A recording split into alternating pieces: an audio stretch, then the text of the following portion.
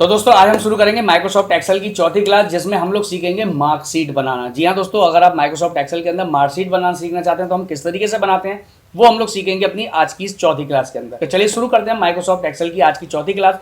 अभी तक के रिकॉर्ड में आपने फर्स्ट सेकंड थर्ड क्लासेस को नहीं देखा है तो उसका लिंक नीचे डिस्क्रिप्शन में है, या आप चैनल की प्लेलिस्ट में जाकर वहाँ से आप देख सकते हैं। तो चलिए शुरू करते हैं हम अपनी माइक्रोसॉफ्ट एक्सेल की चौथी क्लास। तो अभी तक दोस्तों हमने तीसरी क्लास में यहाँ पे सीखा था इफ फॉर्मूले का यूज करना। अब हम यहाँ से नई सीट को क्लिक कर लेते हैं। यहाँ पे हमने क्लिक कर दिया तो देखिए हमारे पास सीट नई आ गई। तो अब हम यहाँ पे क्या सीखेंगे, अपने पास सीखेंगे मार्कशीट का डायग्राम बनाना। तो मार्कशीट के डायग्राम को बनाते समय हमें एक लाइन को छोड़ देना है ऊपर से, तो हम नॉर्मली ऊपर 2 से 3 लाइन को छोड़ देते हैं। हम सिंपल अभी मार्कशीट बनाना सीख रहे हैं। मार्कशीट यानी कि किसी एक बच्चे की मार्कशीट। दो चीज़ें होती हैं, एक होता है मार्कशीट, एक होता है क्लास लिस्ट। मार्कशीट में केवल एक ही बच्चे का रिकॉर्ड बनाया जाता है कि वो पास है या फेल है। क्लास लिस्ट में जितने भी क्लास के अंदर बच्चे होते हैं सभी का रिकॉर्ड बनाया जाता है। तो हम अगली क्लास में सीखेंगे क्लास लिस्ट बनाना, अभी हम सीखेंगे केवल मार्कशीट बनाना। तो हम यहाँ पे क्या करेंगे, हमने ऊपर 2-3 लाइनों को छोड़ दिया है। तो हम यहाँ पर सबसे पहले लिखते हैं अपने पास सब्जेक्ट। थोड़ा सा पेज को जूम कर लेता हूँ ताकि आपको देखने में समझने में आसानी रहे। तो हमने यहाँ पे ले लिया सब्जेक्ट। सब्जेक्ट के बाद हमने यहाँ पे लिखा अपने पास first paper and second paper. Box अगर आपको छोटा बड़ा आ रहा है तो यहाँ से हम बॉक्स को बड़ा कर लेते हैं। इसके बाद यहाँ पे हमारे पास अगली टॉपिक क्या आएगा, हमारे पास आएगा भाई फर्स्ट पेपर का मार्क्स हो गए, सेकंड पेपर के मार्क्स हो गए। अब यहाँ पे हम लेंगे टोटल। टोटल के बाद हमें क्या निकालना है, हमें यहाँ पे निकालनी है अपनी परसेंटेज। उसके बाद हमें यहाँ पर क्या निकालना है, रिजल्ट। उसके बाद हम यहाँ निकालेंगे डिवीज़न, कि भाई बच्चे की हमारी क्या डिवीज़न बनी है। तो अब हम नीचे की तरफ आ जाते हैं। अब हम यहाँ पे अपने कुछ सब्जेक्ट लिख लेते हैं, जो भी हमें सब्जेक्ट अच्छे लगे वो सब्जेक्ट हम यहाँ लिख सकते हैं। तो हमने कहा कि भाई हमें यहाँ पे लिख दिया सिंपल सा, हमने यहाँ पहला सब्जेक्ट लिख दिया अपना Hindi, English, science, math, drawing. ठीक है, बहुत ही सिंपल स्टेप में मैं आपको बता रहा हूँ, कहीं पे कुछ भी चीज़ में डिफिकल्ट नहीं बना रहा हूँ, बिल्कुल आसान से आसान भाषा जो आप समझ सकें। तो हमने यहाँ पे 5 सब्जेक्टों को ले लिया। अब यहाँ पर जो हमारे 2 पेपर हो रहे हैं तो हम भाई दोनों पेपरों को 50-50 मार्क्स का मान के चल रहे हैं। आप इसमें प्रैक्टिकल का जोड़ना चाहें तो वो हम आगे सीख लेंगे। अभी फिलहाल में हम एक पेपर को अपने पास 50 नंबर का मान के चल रहे हैं। अगर आप प्रैक्टिकल का ही बढ़ाएंगे तो यहाँ पर केवल आपको क्लिक करके एक प्रैक्टिकल का सब्जेक्ट बढ़ाना है, वहाँ पर आपको नंबर देना है, और जितने जितने पेपर आपका बचता है, यानी लास्ट में आपका 30 नंबर का पेपर बच जाता है, तो उसके अकॉर्डिंग आप यहाँ मार्क्स देंगे। तो हम यहाँ फिलहाल में 50 नंबर का एक पेपर मान के चलते हैं। तो हमने कहा कि भाई हमारे पहले पेपर में आए सपोज देन हिंदी के में आए 20 फर्स्ट में, और दूसरे में आए 34, इंग्लिश में आए हमारे पास सपोज देन 36, 25, कुछ भी मैं यहाँ पे मार्क्स दे रहा हूँ अपने पास। और यहाँ पर दोनों में 36, यहाँ पर 35, यहाँ पर 25, यहाँ पर 40। ठीक है, तो ये हमने यहाँ पे कुछ मार्क्स दे दिए आपको अंडर 15, यानी कि 50 के अंदर ही अंदर यहाँ पे आपको मार्क्स दे देने हैं दोनों सब्जेक्ट में। अब हमें क्या करना है, पहले और दूसरे दोनों के ही टोटल को जोड़ के यहाँ पे हमें निकालना है। तो हम इसके लिए क्या करें, इक्वल टू लगाएंगे और सम लिखेंगे। अब हमने इक्वल टू सम लगा दिया, अब आपको लगाना है ब्रैकेट। तो जैसे आप ब्रैकेट लगाएंगे यहाँ पे आपसे कह रहा है सम नंबर 1 कॉमा नंबर 2, तो नंबर 1 को ले लीजिए, कॉमा लगा के नंबर 2 को लगा दीजिए, अगर और भी होंगे तो उनको भी जोड़ देंगे और ब्रैकेट बंद करके एंटर। तो ये आपके सामने इस तरीके से निकल आएगा। या आप डायरेक्टली चाहें तो आप इक्वल टू सम लगाइए, ब्रैकेट लगाइए और दोनों ही नंबरों को सिलेक्ट कर दीजिए जिनको आपको जोड़ना है, ब्रैकेट बंद करिए और एंटर। इस तरीके से भी आप निकाल सकते हैं। और तीसरा तरीका नॉर्मल है कि आप जैसे हमने सेलों को यूज किया था, जैसे हमने यहाँ पे क्या किया था, ये लाइन कौन चल रही है हमारी, बी का 8 चल रहा है और ये कौन चल रही है, सी का 8। तो हम यहाँ नॉर्मली लिख सकते हैं B8 प्लस हो जाए C8 से और एंटर। तो ये भी हमारा डायरेक्टली है। तो आप कोई भी तरीका यूज कर सकते हैं प्लस करने के लिए। नॉर्मल हम लोग सम फॉर्मूला लगा के इस तरीके से ड्रैग करते हैं और enter, equal to sum bracket, इन दोनों को यहाँ पे ड्रैग, ब्रैकेट बंद और एंटर। यहाँ पे किसी तरीके का कोई एडवांस टिप्स में नहीं सिखा रहा हूँ, आप ये बात ध्यान रखिएगा। एडवांस के लिए हम आगे बात करेंगे। बहुत सारे इसमें कुछ लोग जो देख रहे होंगे वीडियो, उनमें से बहुत सारे लोग होंगे अरे यार इसको तो ऐसे भी कर सकते थे, हम ड्रैग कर सकते थे। तो भाई ड्रैग करना नहीं सिखा रहा हूँ, अभी मैं बिल्कुल जूनियर लेवल के, जिसको कभी कंप्यूटर पर एक्सेल कभी चलाया नहीं है, उनके हिसाब से इसको पूरा समझा रहा हूँ। तो इसमें कोई भी लोग फालतू का ज्ञान ना मैसेज करें। तो अब हमारे पास क्या हो गया, टोटल आ गया। अब यहाँ पर हमें क्या करना है, यहाँ पे हमें निकालना है ग्रांड टोटल। भाई अब यहाँ पे हम थोड़ा बड़ा कर लेते हैं। भाई ये तो हमें पता है कि बच्चे के भाई किस किस सब्जेक्ट में कितने कितने नंबर आए, लेकिन अब बात आती है कि बच्चे के टोटल नंबर कितने आए।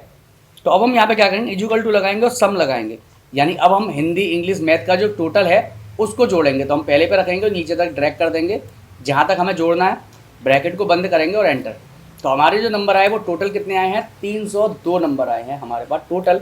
कितने में से, आउट ऑफ 15 में से, ठीक है, सॉरी आउट ऑफ 500 में से, यानी हमारे 500 में से जो नंबर आए हैं वो कितने आए, 302 नंबर आए।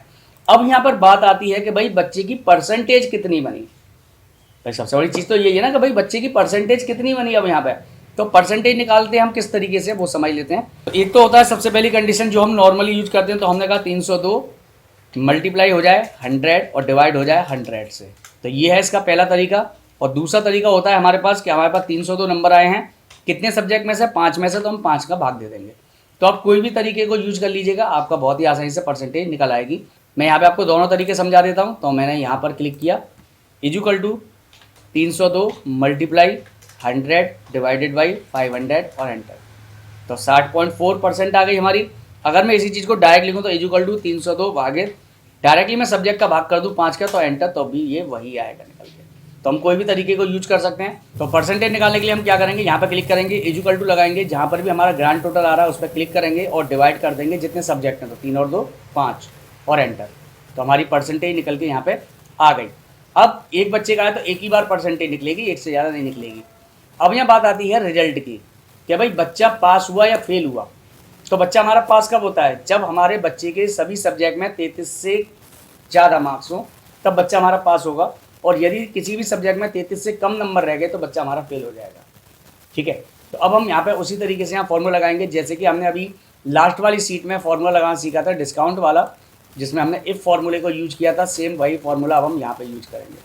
तो हम यहाँ लगाएंगे इक्वल टू इफ़, यदि मेरा अमाउंट, ठीक है, वहाँ पे क्या था, यदि मेरा अमाउंट कम है इतने से, तो वही चीज़ हम यहाँ देंगे कि यदि मेरे सेल में, यानी जो इसका टोटल है डी का 6, यदि D6 कम है 33 से, ठीक है, यानी इसके हिंदी वाले सब्जेक्ट वाले जिसमें टोटल आया है वो वाला सेल यदि कम है 33 से, तो कॉमा इन्वर्टेड कॉमा और बच्चा मेरा फेल हो जाए।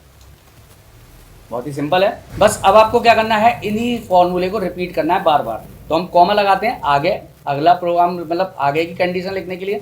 तो हम सेम लिख देंगे इफ़ यदि, अब D6 की जगह हमें नीचे वाला लेना है D7 कम है 33 से, कॉमा इन्वर्टेड कॉमा, और यहाँ पर भी बच्चा फेल, इन्वर्टेड कॉमा बंद कर दिया। फिर अगली कंडीशन लिखनी है कॉमा इफ़ यदि, अब D6 के 7 हो गया, D8 कम है 33 से, कॉमा इन्वर्टेड कॉमा, ये भी बच्चा हमारा फेल हो गया। फिर से इसी तरीके से हम सभी के लिए लगाएंगे। अब D8 हो गया हमारा, उसके बाद आएगा D9 कम है 33 से, कॉमा इन्वर्टेड कॉमा, ये फेल हो जाए कि यदि इसका 33 से कम हो। उसके बाद आएगा D10, यहाँ पे इफ़ रह गया, इफ़ यदि ब्रैकेट D10 कम है 33 से, कॉमा इन्वर्टेड कॉमा, और बच्चा मेरा फेल हो जाए। ठीक है, हमने यहाँ पर सभी सब्जेक्ट में क्या लिख दिया कि अब देखिए जहाँ पे आपका फॉर्मूला सही चल रहा है वहाँ पे क्या होगा, किसी सभी के अंदर ऑटोमेटिकली या कलर चेंज होते जाएंगे। लेकिन अगर यहाँ पे किसी भी फॉर्मूले में कहीं कॉमा या ब्रैकेट आपने गलत कर दिया होगा तो यहाँ पे उसका कलर चेंज नहीं होगा। ठीक है, तो हमारे सभी के कलर चेंज हो गए, तो हमारा फॉर्मूला बिल्कुल सही है।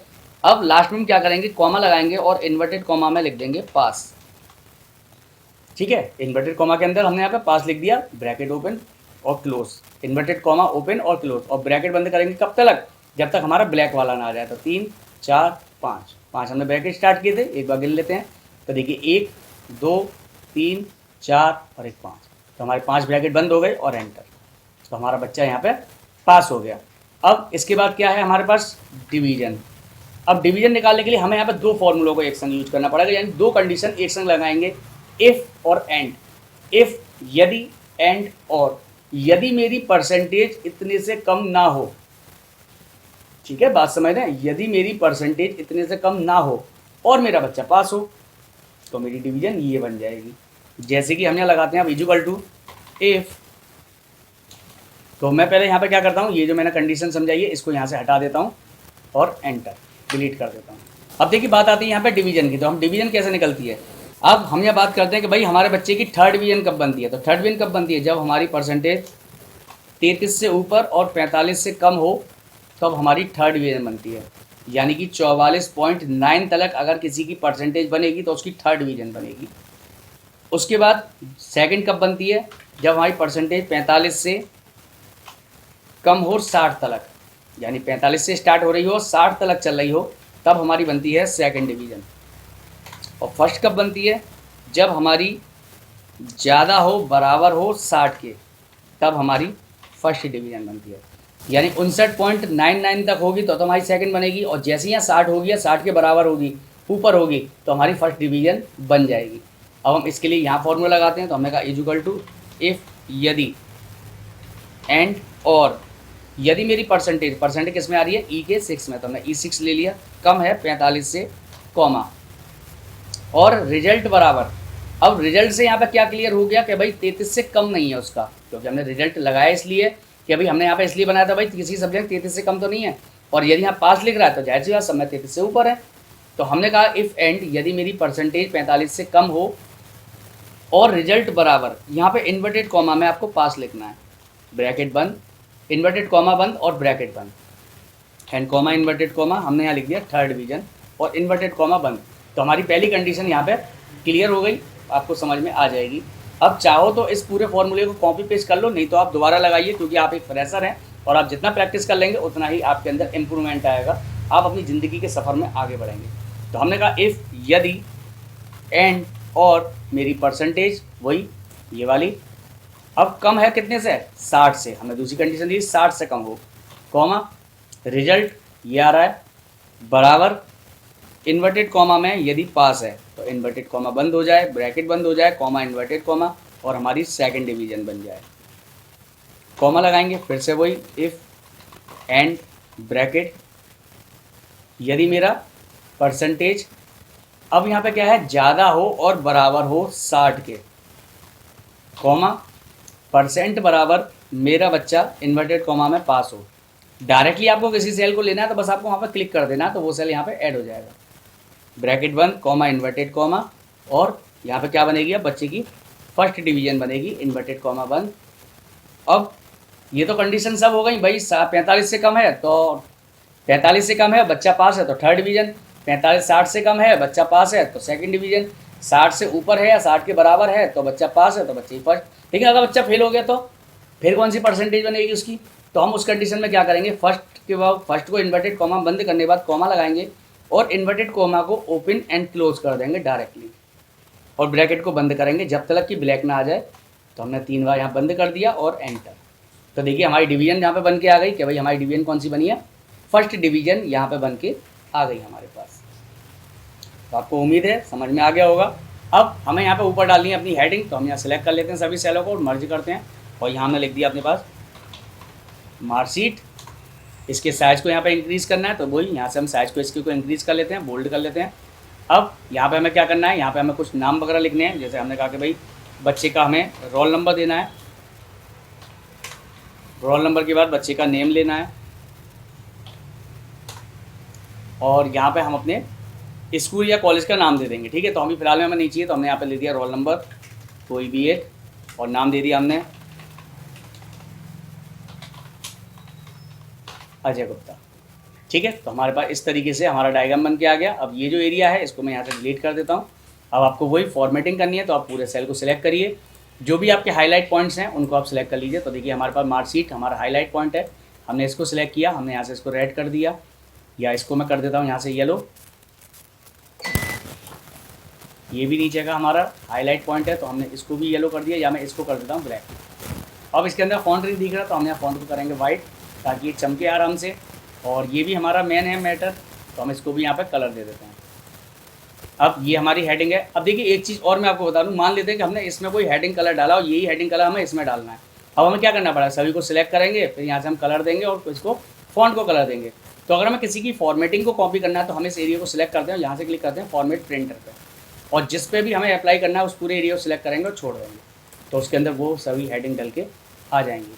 तो आई होप दोस्तों आपको समझ में आया होगा माइक्रोसॉफ्ट एक्सेल के अंदर अगर आप मार्कशीट बनाना चाहते हैं, इफ़ फॉर्मूले का यूज करना चाहते हैं और इफ़ एंड फॉर्मूले का यूज करना चाहते हैं, तो किस तरीके से सीखते हैं आप लोग माइक्रोसॉफ्ट एक्सेल के अंदर।